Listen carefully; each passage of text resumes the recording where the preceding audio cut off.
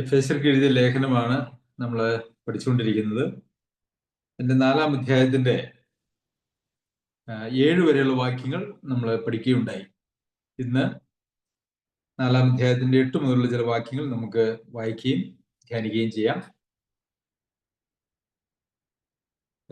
അതുകൊണ്ട് അവൻ ബദ്ധന്മാരെ പിടിച്ചുകൊണ്ടുപോയി ഉയരത്തിൽ കയറി മനുഷ്യർക്ക് ദാനങ്ങളെ കൊടുത്തു എന്ന് പറയുന്നു. കയറി എന്നതിനാൽ അവൻ ഭൂമിയുടെ അധോഭാഗങ്ങളിലേക്ക് ഇറങ്ങി എന്ന് വരുന്നില്ലയോ? ഇറങ്ങിയവൻ സകലത്തെയും നിറയ്ക്കേണ്ടതിന് സ്വർഗത്തിന് മീതെ കയറിയവനും ആകുന്നു. ഇവിടെ കർത്താവായ യേശുക്രിസ്തു ഈ ലോകത്തിലേക്ക് വന്നു, ഭൂമിയിലേക്ക് വന്നു, മരിച്ചു, അടക്കപ്പെട്ടു, ഉയർത്തെഴുന്നേറ്റു. അങ്ങനെ ഉയരത്തിൽ കയറി മനുഷ്യർക്ക് ദാനങ്ങളെ കൊടുത്തു എന്നാണ് ഇവിടെ നമ്മൾ വായിക്കുന്നത്. ഇതിന്റെ അർത്ഥം അത്രയേ ഉള്ളൂ. ബദ്ധന്മാരെ പിടിച്ചുകൊണ്ടുപോയി എന്നുള്ളത് എന്താണ് അതിൽ അർത്ഥമാക്കിയിരിക്കുന്നത് എന്നുള്ളതിനെ കുറിച്ച് വിവിധ വ്യാഖ്യാനങ്ങളുണ്ട്. അതിനെക്കുറിച്ച് ഞാൻ ചിന്തിക്കുന്നത്, കർത്താവ് ഉയർത്തെഴുന്നേറ്റപ്പോൾ കുറച്ച് പഴയ നിയമ വിശുദ്ധന്മാരും അവനോട് കൂടെ ഉയർത്തെഴുന്നേറ്റു.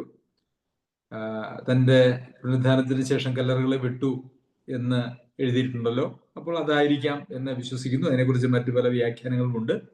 നമുക്കത് ഉറപ്പായിട്ട് അതിനെക്കുറിച്ചൊന്നും പറയുവാനായിട്ട് കഴിയില്ല. 68-ാം സങ്കീർത്തനത്തിൽ നിന്നുള്ള ഒരു ഉദ്ധരണിയായിട്ടാണ് നമുക്കിവിടെ അത് കാണാനായിട്ട് കഴിയുന്നത്. അപ്പോൾ കർത്താവ് ഈ ലോകത്തിലേക്ക് വന്നു, മരിച്ചു, അടക്കപ്പെട്ടു, ഉയർത്തെഴുന്നേറ്റു, സ്വർഗത്തിൽ കയറി. എന്നിട്ട് ദൈവം മനുഷ്യർക്ക് ദാനങ്ങളെ കൊടുത്തു എന്നുള്ളതാണ് ഇവിടുത്തെ ഏറ്റവും പ്രസക്തമായിട്ടുള്ള കാര്യം എന്ന് പറയുന്നത്. എന്താണ് മനുഷ്യർക്ക് ദൈവം കൊടുത്തതായിട്ടുള്ള ദാനങ്ങൾ? അത് നമുക്ക് തുടർന്നുള്ള വാക്യങ്ങളിൽ കാണുവാനായിട്ട് സാധിക്കും.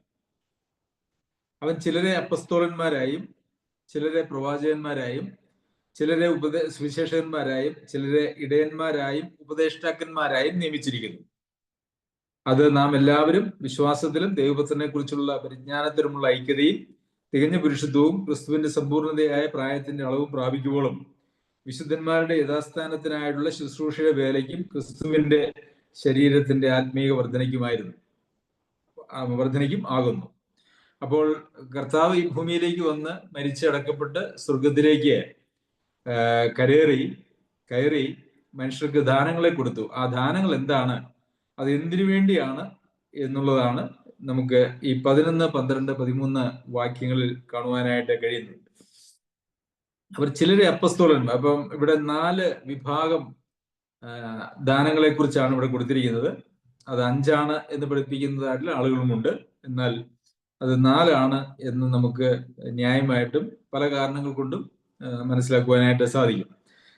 അതിൽ ആദ്യത്തെ വിഭാഗം, ദൈവം മനുഷ്യർക്ക് നൽകിയതായിട്ടുള്ള ദാനം എന്ന് പറയുന്ന ആദ്യത്തെ ഒരു വിഭാഗം എന്ന് പറയുന്ന അപ്പസ്തോലന്മാരാണ്. പിന്നെ 2 പ്രവാചകന്മാര്, 3 സുവിശേഷകന്മാര്, 4 ഇടയന്മാരും ഉപദേഷ്ടാക്കന്മാരും. ഇടയന്മാരും ഉപദേഷ്ടാക്കന്മാരും 2 വിഭാഗമാണ് എന്ന് ചിന്തിക്കുന്നതായിട്ടുള്ള ആളുകളുണ്ട്. അങ്ങനെയുള്ളവർ 5 ദാനങ്ങൾ എന്ന് പറയും. എന്നാൽ ചിലരെ എന്ന് പറയുന്നതായിട്ടുള്ള പ്രയോഗം ഇവിടെ ഈ ഇടയന്മാർ ഉപദേഷ്ടാക്കന്മാർ എന്ന് പറയുന്നതിന് നടുവിൽ വരുന്നില്ല എന്നുള്ളത് ശ്രദ്ധിക്കണം. ചിലരെ അപ്പസ്തോലന്മാർ, ചിലരെ പ്രവാചകന്മാർ, ചിലരെ സുവിശേഷകന്മാർ, ചിലരെ ഇടയന്മാരും ഉപദേഷ്ടാക്കന്മാരും. ചിലരെ ഇടയന്മാരും ചിലരെ ഉപദേഷ്ടാക്കന്മാരായും എന്ന് അവിടെ എഴുതിയിട്ടില്ല എന്നുള്ളത് കൊണ്ട് ഇത് രണ്ടും ഒരേ ദാനത്തിന്റെ 2 വശങ്ങളാണ് എന്ന് നമുക്ക് മനസ്സിലാക്കുവാനായിട്ട് സാധിക്കും. ഇടയന്മാർക്ക് മൂപ്പന്മാരെന്നും പേര് ബൈബിളിൽ മറ്റ് ഭാഗങ്ങളിൽ നമുക്ക് കാണാനായിട്ട് സാധിക്കും. മൂപ്പന്മാരുടെ അല്ലെങ്കിൽ ഇടയന്മാരുടെ ഒരു പ്രത്യേക ഉത്തരവാദിത്വമാണ്, അവരുടെ യോഗ്യതകളിലും ഉൾപ്പെടുന്നതാണ് അവര് ഉപദേശിപ്പാൻ സമർത്ഥനായിരിക്കണം എന്നുള്ള കാര്യം. അപ്പോൾ അവര് ഇടയ ശുശ്രൂഷയും അതുപോലെ തന്നെ ഉപദേഷ്ടാവിന്റെ ശുശ്രൂഷയും ചെയ്യുന്ന ആളുകളാണ്. അതുകൊണ്ട് ഇത് രണ്ടും ഒന്നാണ് എന്ന് ചിന്തിക്കുന്നതാണ് യഥാർത്ഥത്തിൽ ദൈവിക വചനത്തോട് നീതി പുലർത്തുന്നതായിട്ടുള്ള കാര്യം എന്ന് പറയുന്നത്. എന്നാൽ ചില ആളുകൾ ഇങ്ങനെ പ്രസംഗിച്ച് കേട്ടിട്ടുണ്ട്, ഞാൻ ഇടയനല്ല ഉപദേഷ്ടാവാണ്. അപ്പോൾ ഇടയന്മാര് എന്നുള്ള നിലയിൽ ശുശ്രൂഷ ചെയ്യുന്നതിന് ഏറെ ഉത്തരവാദിത്തങ്ങളുണ്ട്. എന്നാൽ ദൈവവചനം ഒന്ന് പ്രസംഗിച്ചേച്ച് പോവുക അല്ലെങ്കിൽ ഉപദേശിച്ചു പോവുക എന്ന് പറയുന്നത് വളരെ എളുപ്പമുള്ള ഒരു കാര്യമാണ്. അപ്പോൾ ഞാൻ ഉപദേശിക്കുന്ന ആൾ മാത്രമാണ്, മറ്റ് സഭയുടെ ഉത്തരവാദിത്തങ്ങളൊന്നും എനിക്ക് നിവർത്തിക്കുവാനായിട്ട് സാധിക്കുകയില്ല എന്ന് പറയുന്നത് ഒരുതരം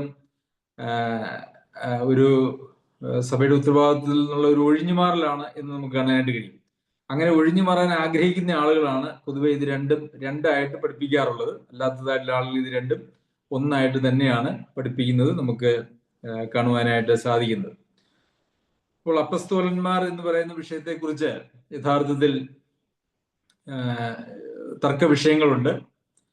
ഈ കാലഘട്ടത്തിൽ അപ്പസ്തോലന്മാരുണ്ടോ എന്ന് ചോദിച്ചാൽ ഉണ്ട് എന്നും ഇല്ല എന്നും പറയുന്നതായിട്ടുള്ള ആളുകൾ നമുക്ക് സമൂഹത്തിൽ കാണുവാനായിട്ട് കഴിയും.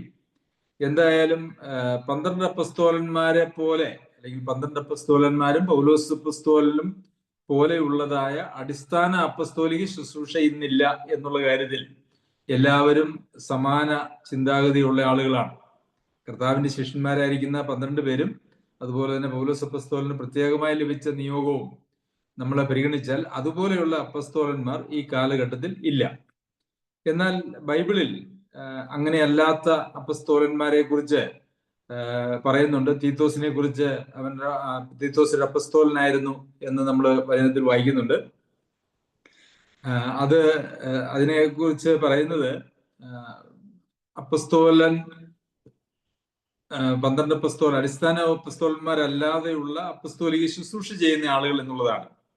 ഈ 13 അപ്പസ്തോലന്മാരെ കുറിച്ച് പറയുമ്പോൾ അവര് പ്രത്യേകമായിട്ടുള്ള ദൈവിക വെളിപ്പാടുകൾ ലഭിക്കുകയും ദൈവസഭയ്ക്ക് അടിസ്ഥാനമിടുകയും ഉപദേശങ്ങൾക്ക് അടിസ്ഥാനമിടുകയും ചെയ്തതായിട്ടുള്ള ആളുകളാണ്. എന്നാൽ അതിനുശേഷം ബൈബിളിൽ മറ്റ് അപ്പസ്തോലന്മാരെ കുറിച്ച് പറഞ്ഞിരിക്കുന്നിടത്ത് അവര് ആ ഒരു നിലയിൽ ദൈവം നേരിട്ട് ഇടപെട്ട് ദൈവിക വെളിപ്പാടുകൾ സഭയ്ക്ക് കൊടുക്കുവാൻ ഉപയോഗിച്ചിട്ടുള്ള ആളുകൾ എന്നുള്ള നിലയിലല്ല. അപ്പസ്തോലൻ അതിന്റെ ഗ്രീക്ക് വാക്കെടുത്ത് നോക്കിയാൽ അതിന്റെ അർത്ഥം അയക്കപ്പെട്ടവർ എന്നുള്ള നിലയിലാണ് അതിനെ ഉപയോഗിച്ചിരിക്കുന്നത്. അപ്പോൾ കർത്താവിനാൽ അയക്കപ്പെട്ട ആളുകളെ അപ്പസ്തോലന്മാരെന്ന് പറയാറുണ്ട്. ഏതെങ്കിലും ഒരു പ്രത്യേക ലക്ഷ്യത്തിന് വേണ്ടി ആരെയെങ്കിലും ഒരു ദൂതനായിട്ട് അയച്ചാൽ അവരെയും അപ്പസ്തോലന്മാർ എന്നുള്ള ഗ്രീക്ക് പദം തന്നെയാണ് അതിനും ഉപയോഗിച്ചിരിക്കുന്നത്. അപ്പസ്തോലോസ് എന്ന് പറയുന്ന ഒരു ഗ്രീക്ക് പദമാണ് അതിനും ഉപയോഗിച്ചിരിക്കുന്നത്. അതുകൊണ്ട് പ്രാഥമിക അപ്പസ്തോലന്മാരായിരിക്കുന്ന കർത്താവിന്റെ ശിഷ്യന്മാരും അതുപോലെ തന്നെ പൗലോസ് അപ്പസ്തോലനും അങ്ങനെയുള്ള 13 പേർ ഉൾപ്പെടാതെ അപ്പസ്തോലിക ശുശ്രൂഷയുള്ള ആളുകൾ അതിനുശേഷവും ഉണ്ട് എന്ന് നമുക്ക് കാണുവാനായിട്ട് സാധിക്കും. എഫെസോസിലെ സഭയുടെ ദൂതൻ എഴുതുക എന്ന് പറഞ്ഞുകൊണ്ട് വെളിപ്പാട് പുസ്തകത്തിൽ നാം വായിക്കുമ്പോൾ, 2-ാം അധ്യായത്തിൽ നാം വായിക്കുമ്പോൾ, അപ്പസ്തോലന്മാരല്ലാതിരിക്കെ തങ്ങൾ അപ്പസ്തോലന്മാരെന്ന് പറഞ്ഞു വന്നവരെ നിങ്ങൾ കള്ളന്മാർ എന്ന് കണ്ടതും അവരെ ഒഴിവാക്കിയതും നമ്മൾ വായിക്കുന്നുണ്ട്. അപ്പോൾ ഈ 13 അപ്പസ്തോലന്മാരെ കുറിച്ച് അങ്ങനെ എഫെസോസിലെ സഭയ്ക്ക് സംശയമൊന്നുമില്ലല്ലോ. അപ്പോൾ ഞങ്ങളും അപ്പസ്തോലന്മാരാണ് എന്ന് പറഞ്ഞ് വന്ന ആളുകളെ അവർ പരീക്ഷിച്ച് അവര് കള്ളയപ്പസ്തോലന്മാരാണെന്ന് അവർക്ക് മനസ്സിലായി. അതിന്റെ തന്നെ അർത്ഥം എന്ന് പറയുന്നത് ഈ 13 അപ്പസ്തോലന്മാരിൽ അപ്പുറം അപ്പസ്തോലിക ശുശ്രൂഷയുള്ളതായിട്ടുള്ള ആളുകൾ ഉണ്ടായിരുന്നു. ആ ഒരു സ്ഥാനമല്ല, ആ ഒരു ശുശ്രൂഷ. ഇന്നും അങ്ങനെയുള്ള ചില ശുശ്രൂഷകൾ ഉണ്ട് എന്നാണ് നമുക്ക് ദൈവവചനത്തിൽ നിന്നും മനസ്സിലാക്കുവാനായിട്ട് സാധിക്കുക. പ്രത്യേകിച്ച് മറ്റു പലരെയും 13 പേർക്ക് അപ്പുറവും അനേകരെയും അപ്പസ്തോലന്മാർ എന്നുള്ള പദത്താൽ സംബോധന ചെയ്തിട്ടുണ്ട്. അത് മാത്രവുമല്ല, ഈ 4 ശുശ്രൂഷ അല്ലെങ്കിൽ ഈ 4 സ്ഥാനങ്ങളെ സംബന്ധിച്ച് പറയുമ്പോൾ അത് 12-13 വാക്യങ്ങളിൽ നാം വായിക്കുമ്പോൾ അതിന്റെ ലക്ഷ്യം എന്താണ് എന്നുള്ളത് ചിന്തിച്ചാൽ അവിടെയും അത് എല്ലാ സഭ ഉള്ളിടത്തോളം, ലോകത്ത് ഉള്ളിടത്തോളം കാലഘട്ടത്തിൽ ഈ 4 ശുശ്രൂഷകളും ഉണ്ടായിരിക്കും എന്നുള്ളത് അത് തെളിവാണ്. 12-13 വാക്യങ്ങൾ നാം വായിച്ചാൽ എന്തിനാണ് ഈ നിയമനം എന്ന് ചോദിച്ചാൽ അത് നാം എല്ലാവരും വിശ്വാസത്തിലും ദൈവത്തിനെ കുറിച്ചുള്ള പരിജ്ഞാനത്തിലുമുള്ള ഐക്യതയും തികഞ്ഞ പുരുഷത്വവും ക്രിസ്തുവിന്റെ സമ്പൂർണ്ണതയായ പ്രായത്തിന്റെ അളവും പ്രാപിക്കുവോളും വിശുദ്ധന്മാരുടെ യഥാസ്ഥാനത്തിനായുള്ള ശുശ്രൂഷയുടെ വേലയ്ക്കും ക്രിസ്തുവിന്റെ ശരീരത്തിന്റെ ആത്മീയ വർധനയ്ക്കുമാവുന്നു. ഇത് സഭ ഈ ലോകത്തിൽ ഉള്ളിടത്തോളം കാലം ഈ ശുശ്രൂഷയ്ക്ക് അതുകൊണ്ട് സ്ഥാനമുണ്ട്. അതുകൊണ്ട് ഈ അപ്പസ്തോലിക ശുശ്രൂഷ ഇവിടെ ഉണ്ട് എന്നുള്ളത് തന്നെയാണ് നമുക്ക് മനസ്സിലാക്കുവാനായിട്ട് കഴിയുക. എന്ന് മാത്രവുമല്ല, 11-ാം വാക്യത്തിൽ ചിലരെ അപ്പസ്തോലന്മാരായും എന്ന് പറയുമ്പോൾ ഞങ്ങൾ 12 പേരെ അല്ലെങ്കിൽ 13 പേരെ അപ്പസ്തോലന്മാരായും എന്നല്ല എഴുതിയിരിക്കുന്നത്. അതുപോലെ തന്നെ ചിലരെ എന്നുള്ള പദത്താൽ മാത്രമാണ് പ്രവാചകന്മാരും സുവിശേഷകന്മാരും ഇടയന്മാരും ഉപദേഷ്ടാക്കന്മാരും ഈ പദങ്ങളെല്ലാം ഉപയോഗിച്ചിരിക്കുന്നത്. അപ്പോൾ ഇത് ഇവിടെ പറഞ്ഞിരിക്കുന്ന 11-ാമത്തെ വാക്യത്തിൽ പറഞ്ഞിരിക്കുന്ന അപ്പസ്തോലന്മാർ എന്ന് പറയുന്നത് പ്രാഥമിക അപ്പസ്തോലന്മാരല്ല, മറിച്ച് സഭയെ ലോകത്തിൽ നിലനിൽക്കുന്നിടത്തോളം കാലവും സഭയെ ശുശ്രൂഷിക്കുന്നതിന് വേണ്ടിയുള്ള ദൈവിക നിയമനങ്ങളാണ് അത് എന്ന് നമുക്ക് കാണുവാനായിട്ട് സാധിക്കും. കാരണം പ്രവാചകന്മാരും സുവിശേഷകന്മാരും ഇടയന്മാരും ഒന്നും നമുക്ക് എണ്ണം പറഞ്ഞ് നിശ്ചയിക്കാനായിട്ട് കഴിയില്ലല്ലോ. ലോകത്തിൽ സഭകൾ ഉള്ളിടത്തൊക്കെയും മറ്റ് ശുശ്രൂഷകളെല്ലാം ഉണ്ട്. കേവലം അപ്പസ്തോലന്മാർ മാത്രം 13 എന്ന് പറയുന്ന ഒരു തലമില്ല എന്നുള്ളത് നമ്മുടെ സാമാന്യ ബുദ്ധിക്ക് നിരക്കുന്നതായിട്ടുള്ള കാര്യമാണ്. അപ്പോൾ ഇവിടെ പറഞ്ഞിരിക്കുന്ന അപ്പസ്തോലിക ശുശ്രൂഷ എന്ന് പറയുന്നത്, ദൈവം ദാനമായി നൽകുന്നു എന്ന് പറയുന്നത് 13 അപ്പസ്തോലന്മാരെ കുറിച്ചല്ല, മറിച്ച് സഭയുടെ ആരംഭം മുതൽ സഭ ലോകത്തിൽ നിലനിൽക്കുന്നിടത്തോളം കാലവും സഭയുടെ ആത്മീയ വർധനയ്ക്ക് വേണ്ടിയിട്ട് ദൈവം കൊടുക്കുന്ന ആത്മീക ശുശ്രൂഷകളാണ് എന്ന് മനസ്സിലാക്കണം.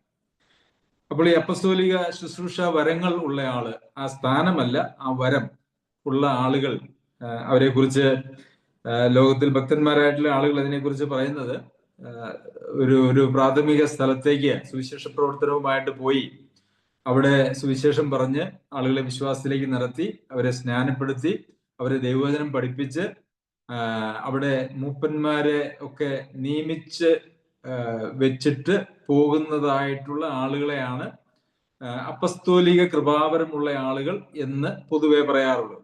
അങ്ങനെയാണ് നല്ലൊരു ശതമാനം ആളുകളും അതിനെക്കുറിച്ച് ചിന്തിക്കുന്നത്. അത് തന്നെയാണ് അതിന്റെ ശരി എന്ന് ഞാൻ വിചാരിക്കുന്നു. കാരണം അപ്പസ്തോലിക ശുശ്രൂഷാപരമുള്ളവരുടെ പ്രത്യേകത എന്ന് പറയുന്നത്, അവർക്ക് വിവിധങ്ങളായിട്ടുള്ള കൃപാവരങ്ങൾ ഉണ്ടായിരിക്കും. അവർക്ക് ഒരു സുവിശേഷകന്റെ കൃപാവരം ഉണ്ടായിരിക്കും, അതുപോലെ തന്നെ അവർക്ക് പ്രവചന ശുശ്രൂഷകൾ ഉണ്ടായിരിക്കും, ഒരു ഇടയ ശുശ്രൂഷ അവർക്കുണ്ടായിരിക്കും. അവര് ഉപദേഷ്ടാക്കന്മാർ എന്നുള്ള നിലയിലും അവർക്ക് ശുശ്രൂഷ ചെയ്യുവാനായിട്ട് കഴിയും. കാരണം ഒരു പുതിയ സ്ഥലത്ത് പോയി അവിടെ സുവിശേഷം പറഞ്ഞ് സഭ സ്ഥാപിച്ച് അവരെ പഠിപ്പിച്ച് അവിടെ മൂപ്പന്മാരാക്കി വെക്കുക എന്ന് പറയുമ്പോൾ, ഈ വിധമുള്ള എല്ലാ ശുശ്രൂഷ വരങ്ങളുമുള്ള ആളുകൾക്ക് മാത്രമേ അത് ചെയ്യുവാനായിട്ട് കഴിയുകയുള്ളൂ. ഇന്ന് നമ്മൾ പരിശോധിച്ചാൽ, നമ്മുടെ സമൂഹത്തിൽ പരിശോധിച്ചാൽ, ഈ സുവിശേഷകന്മാർ എന്നുള്ള വരം ഉള്ളതായിട്ടുള്ള ആളുകൾ സുവിശേഷ പ്രവർത്തനത്തിന് പോവുകയും അവര് പലപ്പോഴും പലയിടത്തും സുവിശേഷം പറഞ്ഞ ആളുകളെയൊക്കെ കൂട്ടിവരുത്തി അവര് സഭ സ്ഥാപിക്കുകയും, എന്നാൽ സാവകാശം ആ സഭയൊക്കെ ഇല്ലാതെയായി പോകുന്ന, നശിച്ചു പോകുന്നതായിട്ടുള്ള ഒരു കാര്യം നമുക്ക് കാണുവാനായിട്ട് കഴിയും. അതെന്തുകൊണ്ടാണ് എന്ന് വെച്ചാൽ, അവർക്ക് ഒരുപക്ഷെ ഈ ഇടയ ശുശ്രൂഷാപരം അവർക്ക് ഉണ്ടായിരിക്കുകയില്ല, അല്ലെങ്കിൽ ഉപദേഷ്ടാക്കന്മാർ എന്നുള്ള നിലയിൽ അവരൊരു പരാജയമായിരിക്കും. അങ്ങനെയുള്ള സന്ദർഭങ്ങളിൽ അവര് ഒരു ടീമിലെ അംഗങ്ങൾ എന്നുള്ള നിലയിൽ പോവുകയാണ് വേണ്ടത്. ആ ടീമിൽ സുവിശേഷകന്മാരുടെ കൃപാവരമുള്ള ആളുകളും ഉപദേഷ്ടാക്കന്മാരും ഒക്കെ ആ ടീമിൽ ഉണ്ടായിരിക്കുകയും, ഒരാളുടെ കൃപാവരം ഇല്ലാത്തത് മറ്റൊരാൾക്ക് ഉപയോഗിക്കാനായിട്ട് സാധിക്കും എന്നും നമുക്ക് അതിനെക്കുറിച്ച് കാണാനായിട്ട് കഴിയും. എന്നാൽ ഈ അപ്പസ്തോലിക കൃപാവരമുള്ള ആളുകൾ, അവർക്ക് വിവിധങ്ങളായിട്ടുള്ള കൃപാവരങ്ങളുണ്ട്. അവരങ്ങനെ ഒരു സ്ഥലത്ത് സഭ സ്ഥാപിക്കും, അവിടെ നിന്നും അടുത്ത സ്ഥലത്തേക്ക് മാറിപ്പോയി പുതിയ സഭകൾ സ്ഥാപിക്കും. അങ്ങനെയുള്ള ശുശ്രൂഷ ചെയ്യുന്ന ആളുകളെയാണ് അപ്പസ്തോലിക കൃപാവരമുള്ള ആളുകൾ എന്ന് നമുക്ക് പറയുവാനായിട്ട് കഴിയുക. പ്രവാചകന്മാരാരാണ് എന്നുള്ളത് നാം ഇതിനു മുമ്പ് പഠിച്ചിട്ടുള്ളതാണ്. പ്രവാചക ശുശ്രൂഷ എന്ന് പറയുന്നത് ഇന്ന് നമ്മൾ സമൂഹത്തിൽ അല്ലെങ്കിൽ ക്രിസ്തീയ ഗോളത്തിൽ തന്നെ പല സഭകളിലും ഉള്ളതുപോലെ ആളുകളുടെ വ്യക്തിപരമായിട്ടുള്ള കാര്യങ്ങളെ കുറിച്ച് ഭാവി പറയുന്ന ആളുകളല്ല. അങ്ങനെ ഒരു പരിപാടി ബൈബിളിൽ ഇല്ല എന്ന് നമുക്ക് കാണാം. അവരെ ആശ്വസിപ്പിക്കുകയും പ്രബോധിപ്പിക്കുകയും തിരുത്തുകയൊക്കെ ചെയ്യുന്നതായിട്ടുള്ള ആളുകളെയാണ് പ്രവാചകന്മാർ എന്ന് ബൈബിളിൽ പറഞ്ഞിരിക്കുന്നത്.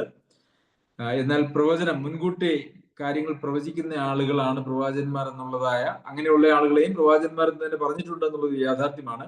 എന്നാൽ പുതിയ നിയമത്തിലെ പ്രവചന ശുശ്രൂഷ എന്ന് പറയുന്നത് കൊരിന്ത്യർക്ക് എഴുതിയ 1-ാം ലേഖനം 14-ാം അധ്യായത്തിൽ വളരെ വിശദമായിട്ട് അതിനെക്കുറിച്ച് നമുക്ക് എഴുതിയിട്ടുണ്ട്. നാം അത് പഠിച്ചിട്ടുള്ളതാണ്. നിങ്ങൾക്കത് അറിയാമെന്ന് ഞാൻ വിചാരിക്കുന്നു. സുവിശേഷകന്മാർ എന്ന് പറഞ്ഞാൽ അവര് ഒരു സഭയോട് ബന്ധപ്പെട്ട് സുവിശേഷ പ്രവർത്തനത്തിൽ താല്പര്യമുള്ളവരും ആളുകളെ കാണാൻ പോവുകയും ആളുകളെ സഭകളിലേക്ക് കൂട്ടിക്കൊണ്ടുവരികയും ചെയ്യുന്നതായിട്ടുള്ള ആളുകളാണ്.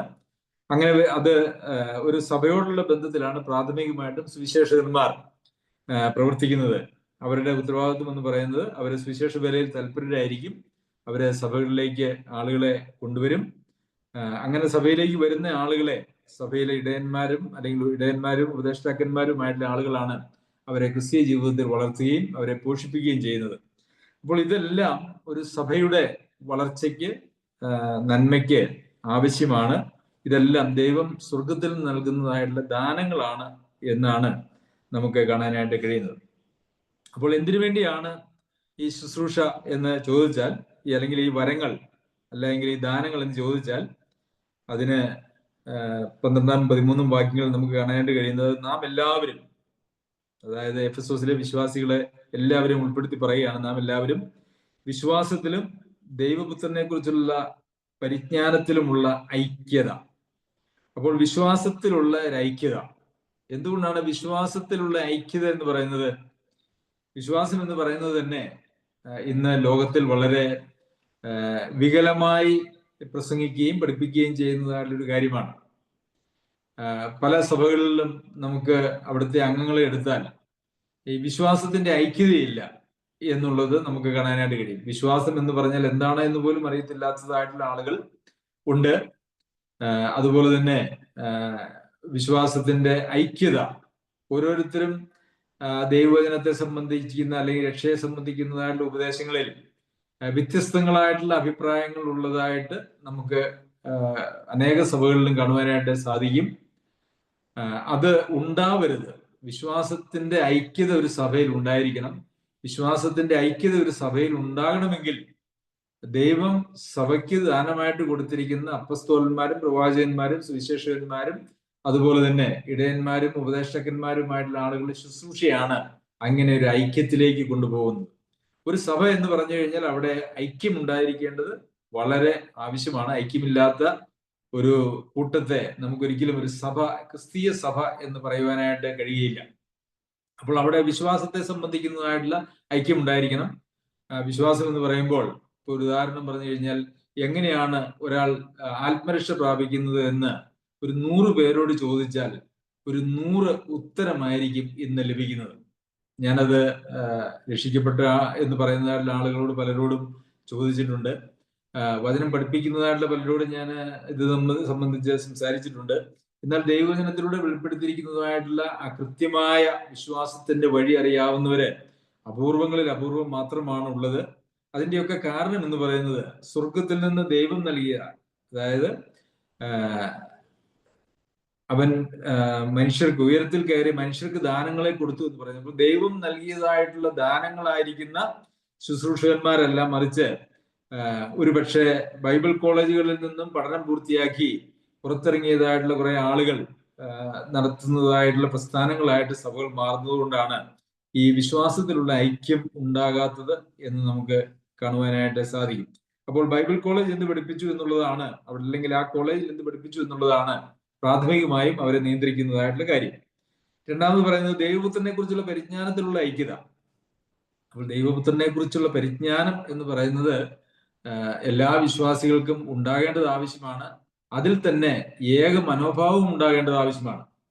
കർത്താവായ യേശു ക്രിസ്തുവിനെ കുറിച്ച് ഇന്ന് 100 പേരോട് ചോദിച്ചു കഴിഞ്ഞാൽ പലർക്കും അവരുടേതായിട്ടുള്ള കാഴ്ചപ്പാടുകൾക്കനുസരിച്ച് ക്രിസ്തുവിനെ വിശദീകരിക്കുന്ന ആളുകളുണ്ട്.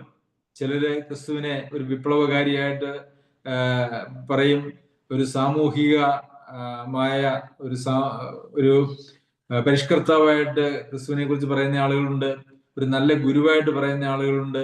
അങ്ങനെ പല വിധത്തിൽ ലോകത്തിലുള്ള ആളുകൾ ക്രിസ്തുവിനെ കാണുന്നു. എന്നാൽ സഭയിലും ക്രിസ്തുവിനെ ഒരു സൗഖ്യദായകനായിട്ട് കാണുന്ന ആളുകളുണ്ട്. അതല്ല എങ്കിൽ നമ്മുടെ ലോകത്തിലെ വിവിധങ്ങളായിട്ടുള്ള പ്രശ്നങ്ങൾക്കുള്ള ഒരു പരിഹാരകനായിട്ട് ക്രിസ്തുവിനെ കാണുന്ന ആളുകളുണ്ട്. കഴിഞ്ഞ ആഴ്ച നാം പഠിച്ചിരുന്നു, നാം ജീവിക്കുന്നുവെങ്കിൽ അത് ക്രിസ്തുവിന് വേണ്ടിയാണ് ജീവിക്കുന്നത്. എന്നാൽ ഇന്ന് പലരുടെയും ജീവിതത്തിലെ കാഴ്ചപ്പാടുകളും പ്രാർത്ഥനയും ഒക്കെ കേട്ടാൽ നമുക്ക് മനസ്സിലാക്കാൻ കഴിയുന്നത് നാം ക്രിസ്തുവിന് വേണ്ടി ജീവിക്കുക എന്നുള്ളതല്ല, ക്രിസ്തു നമുക്ക് വേണ്ടി ജീവിക്കുക എന്നുള്ള ഒരു അവസ്ഥയിലാണ്. അപ്പോൾ അതുകൊണ്ട് എനിക്ക് വേണ്ടി, എനിക്ക് സാധ്യമല്ലാത്ത, എനിക്ക് എത്തിപ്പെടാൻ കഴിയാത്തതായിട്ടുള്ള മേഖലകളിൽ എന്നെ എത്തിപ്പെടുത്തുന്ന അല്ലെങ്കിൽ എന്നെ സഹായിക്കുന്ന, എനിക്ക് വേണ്ടി ജീവിക്കുന്ന ഒരാൾ ക്രിസ്തു, അങ്ങനെയുള്ള കാഴ്ചപ്പാടുകളുള്ള ആളുകളുണ്ട്. അങ്ങനെ ഉള്ള കർത്താവായ യേശു ക്രിസ്തുവിനെ കുറിച്ചുള്ള പരിജ്ഞാനം എന്ന് പറയുന്നത് അത് ഒരു മനുഷ്യന്റെ ആത്മീയ ജീവിതത്തിനും അതിന്റെ വളർച്ചയ്ക്കും ഏറെ അത്യാവശ്യമാണ്. അത് ഇല്ലാതെ വന്നാൽ ക്രിസ്തീയ ജീവിതം എന്ന് പറയുന്നത് അത് സാധ്യമല്ലാതെ വരും. അപ്പോൾ അവിടെയും ഒരു ഐക്യം ആവശ്യമാണ്. അപ്പോൾ ദൈവത്തിനെ കുറിച്ചുള്ള പരിജ്ഞാനത്തിലുള്ള ഐക്യത, ദൈവത്തിനെ കുറിച്ചുള്ള പരിജ്ഞാനം എന്ന് പറയുമ്പോൾ ദൈവപുത്രനായിരുന്നു നമ്മൾ ഓരോ ജീവിത സാഹചര്യങ്ങളിലൂടെ നാം കടന്നു പോകുമ്പോൾ അവിടെ കർത്താവ് ആയിരുന്നുവെങ്കിൽ കർത്താവ് എങ്ങനെ ചെയ്യുമായിരുന്നു, എങ്ങനെ ചിന്തിക്കുമായിരുന്നു എന്നുള്ളതായിട്ടുള്ള പരിജ്ഞാനമാണ്.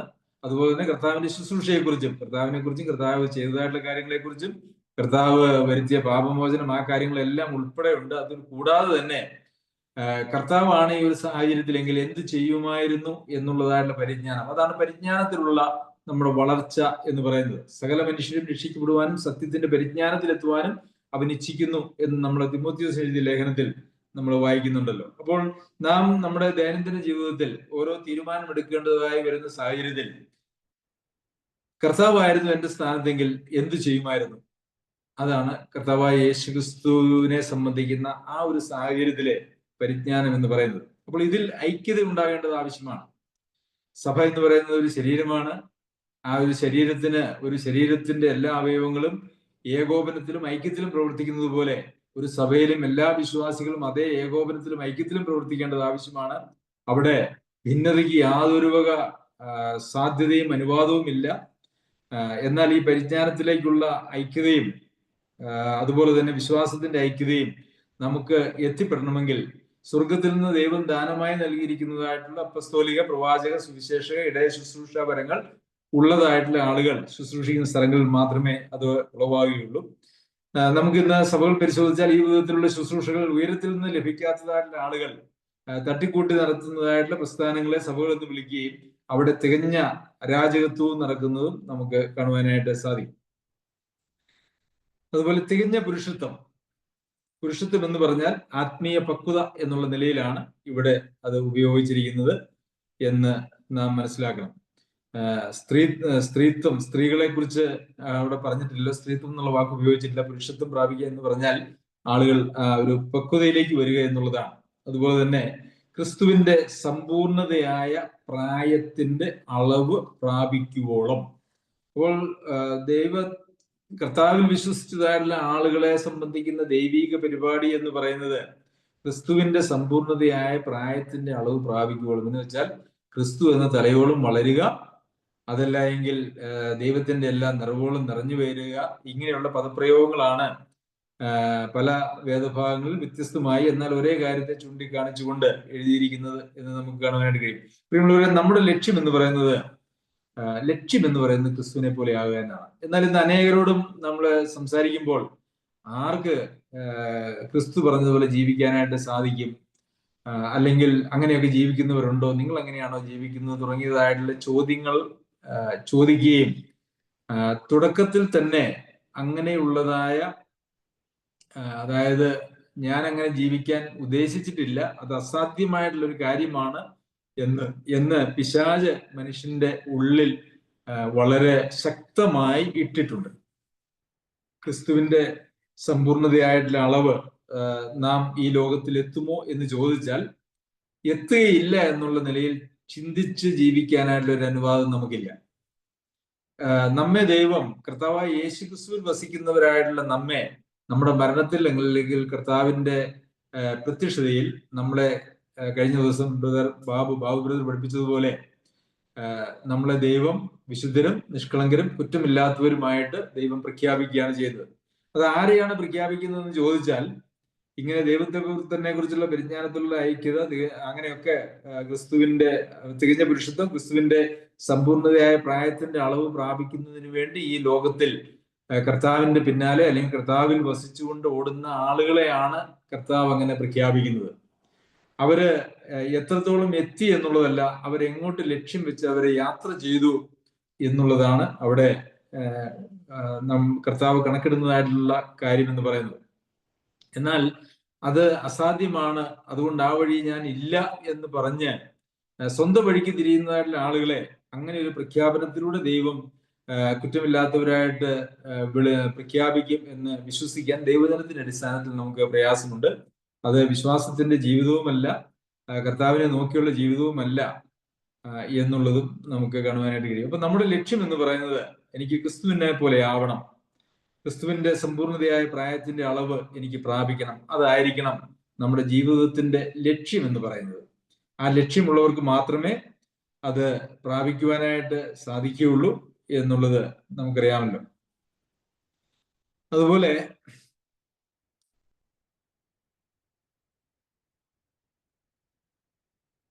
13-ാമത്തെ വാക്യത്തിൽ വിശുദ്ധന്മാരുടെ യഥാസ്ഥാനത്തിനായുള്ള ശുശ്രൂഷയുടെ വേലയ്ക്കും ക്രിസ്തുവിന്റെ ശരീരത്തിന്റെ ആത്മീയ വർധനയ്ക്കുമാകുന്നു. ശരിക്കും പറഞ്ഞാൽ ഈ 12, 13 വാക്യങ്ങളിൽ പറഞ്ഞിരിക്കുന്നതായിട്ടുള്ള കാര്യങ്ങളെല്ലാം ഒരു വിധത്തിൽ അല്ലെങ്കിൽ മറ്റൊരു വിധത്തിൽ ഒരേ കാര്യത്തെ തന്നെയാണ് കാണിക്കുന്നത്. വിവിധ വശങ്ങളിലൂടെ അതിനെ കാണുകയാണ് ചെയ്യുന്നത് എന്ന് നമുക്ക് കാണുവാനായിട്ട് കഴിയും. വിശുദ്ധന്മാരുടെ യഥാസ്ഥാനത്തിനായുള്ള ശുശ്രൂഷ. അപ്പോൾ വിശുദ്ധന്മാരുടെ എന്ന് പറയുമ്പോൾ നമുക്കറിയാമല്ലോ, സഭയിലെ അംഗങ്ങളെ, വീണ്ടുജന്മം പ്രാപിച്ചതായിട്ട് സഭയിലെ അംഗങ്ങളെ എല്ലാവരെയും വിശുദ്ധന്മാരെന്നാണ് വിളിച്ചിരിക്കുന്നത്. അവരുടെ യഥാസ്ഥാനം, അതായത് വിശുദ്ധന്മാര് എവിടെയാണോ നിൽക്കേണ്ടത്, എങ്ങനെയാണോ ജീവിക്കേണ്ടത്, ആ ഒരു സ്ഥാനത്തിലേക്ക് അവരെ എത്തിക്കുക. അതിനെക്കുറിച്ച് കൊലോസ്യർക്ക് ലേഖനം എഴുതുമ്പോൾ പൗലോസ് അപ്പോസ്തലൻ ഇങ്ങനെയാണ് പറയുന്നത്: നിങ്ങൾ തികഞ്ഞവരും, കൊലോസ്യർക്ക് എഴുതിയ ലേഖനം 1-ാം അധ്യായത്തില്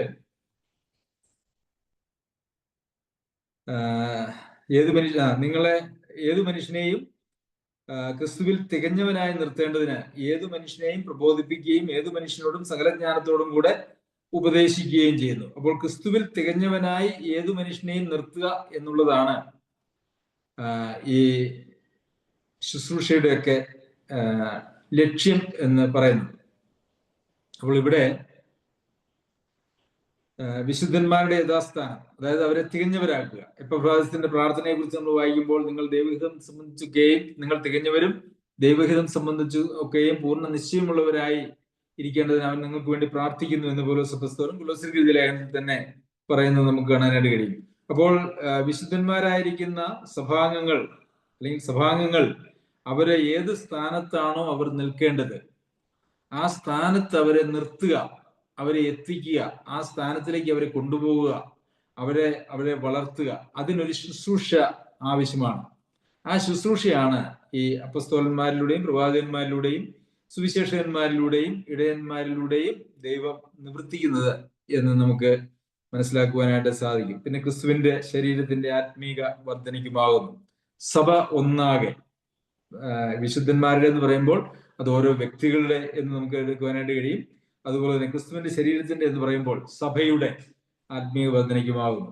അപ്പോൾ ഈ 4 ശുശ്രൂഷകളും അല്ലെങ്കിൽ ദാനങ്ങളും ദൈവം ഭൂമിയിലേക്ക് ഉയരത്തിൽ കയറിയതിനു ശേഷം ഭൂമിയിലേക്ക് സഭകൾക്ക് കൊടുത്തിരിക്കുന്നതിന്റെ ലക്ഷ്യങ്ങളാണ് ഇവിടെ നമുക്ക് കാണുന്നത്.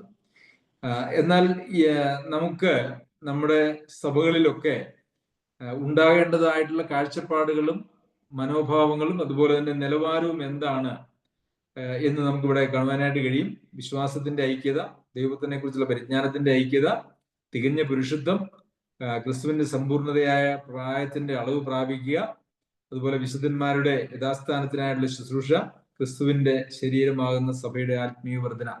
ഇതൊക്കെയാണ് ഈ ശുശ്രൂഷകളുടെ ലക്ഷ്യം എന്ന് പറയുന്നത്. ഈ കാര്യങ്ങളൊന്നും ഇന്ന് സഭകളിൽ സംഭവിക്കുന്നില്ല എങ്കിൽ അതിന്റെ അർത്ഥം എന്ന് പറയുന്നത് ദൈവം ഉദ്ദേശിക്കുന്നതായിട്ടുള്ള ആ ക്രിസ്തീയ ശുശ്രൂഷ സഭകളിൽ നടക്കുന്നില്ല എന്നുള്ളതാണ്. പ്രിയമുള്ളവരെ, നമുക്കെല്ലാവർക്കും ഏക ലക്ഷ്യമാണ് ഉള്ളത്. വിശ്വാസത്തെക്കുറിച്ച് നാം പലപ്പോഴും പഠിച്ചിട്ടുണ്ട്. വിശ്വാസം എന്ന് പറയുന്നത് ഈ ലോകത്തിലെ ഒരു കാര്യങ്ങളെ സംബന്ധിച്ചുമുള്ള കാര്യങ്ങളല്ല. വിശ്വാസം എന്ന് പറയുന്നത് നിത്യതയെക്കുറിച്ചുള്ളതായിട്ടുള്ള കാര്യങ്ങളാണ്. ഈ കല്ലറയ്ക്ക് ഇപ്പുറമുള്ള കാര്യങ്ങളൊന്നും വിശ്വാസത്തിന്റെ പരിധിയിൽ വരുന്നതായിട്ടുള്ള കാര്യങ്ങളല്ല. അതിനപ്പുറത്തേക്കുള്ള കാര്യങ്ങൾ മാത്രമാണ് വിശ്വാസത്തിന്റെ പരിധിയിൽ വരുന്നത് എന്നുള്ളത് നമുക്കറിയാമല്ലോ. നാം അത് കൂടെ കൂടെ കേൾക്കുകയും നമ്മുടെ മനസ്സിൽ ഉറപ്പിക്കേണ്ടതുമായിട്ടുള്ള കാര്യമാണ്.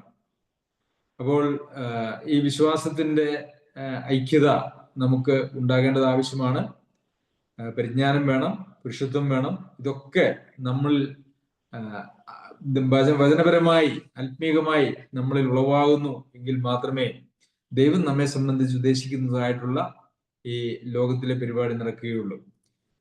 നമ്മളെ ഓരോരുത്തരെയും കർത്താവ് രക്ഷിച്ചതിന് ശേഷം ഈ ഭൂമിയിൽ നിലനിർത്തിയിരിക്കുന്നതിന് ഒരു ലക്ഷ്യമുണ്ട്. ഒരു ലക്ഷ്യവുമില്ലാതെ അല്ല നമ്മെ ഇവിടെ നിലനിർത്തിയിരിക്കുന്നത് എന്നുള്ളത് നാം ഓർക്കണം. ആ ലക്ഷ്യത്തിലേക്കുള്ള യാത്രയ്ക്ക് സഹായകരമായിട്ടുള്ള ശുശ്രൂഷകളാണ് ഈ 4 ശുശ്രൂഷകളും. അതിനു വേണ്ടിയിട്ടാണ് ദൈവം സഭയോട് ആളുകളെ ചേർക്കുന്നത്.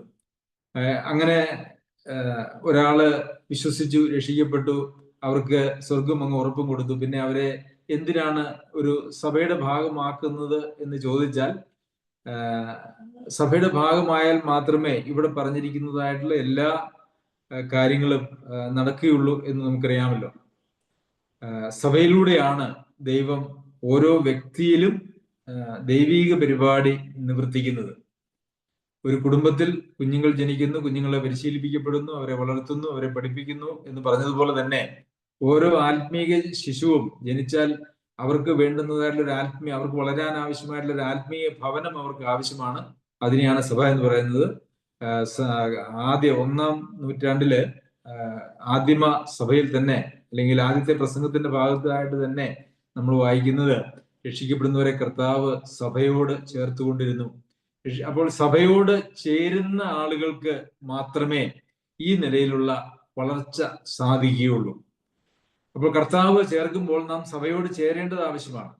സഭയോട് ചേരാതെ തന്നെ മാറി നിൽക്കുന്നു എന്നാൽ സഭായോഗത്തിൽ പങ്കെടുക്കുന്നതായിട്ടുള്ള ധാരാളം ആളുകളുണ്ട്. അവര് സഭായോഗത്തിലുണ്ടോ എന്ന് ചോദിച്ചാൽ ഉണ്ട്. ഒരുപക്ഷെ മെമ്പർഷിപ്പ് സർട്ടിഫിക്കറ്റ് കാണുമായിരിക്കും, അല്ലെങ്കിൽ മെമ്പർഷിപ്പ് രജിസ്റ്ററിൽ അവർക്ക് പേര് കാണും. പക്ഷെ അവര് ദൈവമക്കളോട് ശരിക്കും പറഞ്ഞാൽ ആത്മീകമായിട്ടൊരു ചേരുന്ന മനോഭാവമില്ല. അവര് വേറിട്ട് നിൽക്കുന്ന ആളുകളാണ്. അങ്ങനെയുള്ള ആളുകൾക്ക് ആർക്കും ഈ നിലയിലുള്ള ആത്മീയമായിട്ടുള്ള പക്വതയൊന്നും വരികയില്ല എന്നുള്ളതും ഒരു യാഥാർത്ഥ്യമാണ്. നമ്മൾ സഭയോട് ചേരുക എന്ന് പറഞ്ഞാൽ നാം ആ സഭയുടെ ഒരു ഭാഗമായി നിന്നുകൊണ്ട് പ്രവർത്തിക്കുക എന്നുള്ളതാണ്. നമുക്കറിയാമല്ലോ, ഒരവയവം നമ്മുടെ ശരീരത്തോട് ചേർന്ന് വരുമ്പോൾ ശരീരത്തിൽ നിന്ന് അവയവത്തിലേക്കും, ആ അവയവത്തിൽ നിന്ന് ശരീരത്തിലേക്കും നാഡീഞരമ്പുകളും രക്തക്കുഴലുകളൊക്കെ ഉണ്ട്. അത് തമ്മിലൊരു ബന്ധമുണ്ട്. സഭയോട് ചേരാതെ എന്നാൽ സഭാംഗം എന്നുള്ള നിലയിൽ പോകുന്ന ഒത്തിരി ആളുകൾ ഇന്ന് നാനാവിധമുള്ള കൂട്ടങ്ങളിലുണ്ട് എന്നുള്ളതൊരു യാഥാർത്ഥ്യമാണ്. അങ്ങനെയുള്ള ആളുകൾക്ക് ആർക്കും ദൈവിക പരിപാടിയിൽ യാതൊരു സ്ഥാനവും ഉണ്ടാകുകയില്ല.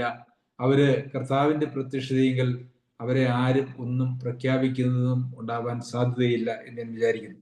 പ്രിയമുള്ളവരെ, ദൈവം നമ്മെ സഹായിക്കട്ടെ.